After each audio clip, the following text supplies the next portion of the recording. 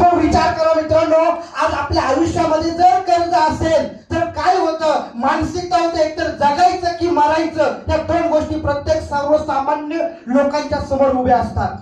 आणि ज्या वेळेस मांडे सरांनी मला सांगितलं की निवृत्ती सर, आज माझ्या लाईफ मध्ये जेव्हा मी रियाज मध्ये, तेव्हा मांडे सरांचं वीकली पेमेंट 1,00,000-1,25,00,000 रुपये होता. आणि त्यावेळेस मी बघितलं होतं की जर व्यक्ती M&M डायरेक्ट सेलिंग इंडस्ट्रीमध्ये स्वतःच गोल फिक्स करून लाईफ सेट करण्यासाठी महिन्याला 1,00,000 कमवण्यासाठी येतो. हॅलो,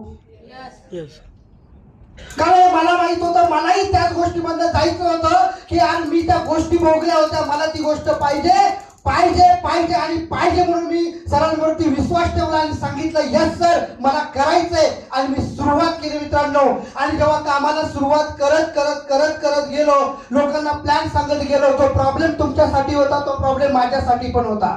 आपण कितीही मातंबर आणि किती मोठे जरी लीडर असलो तर त्या सिस्टम साठी त्यावेळेस होतं. पण रियांचं पण काही इथिकल रूल्स होते, ते रूल्स मित्रांनो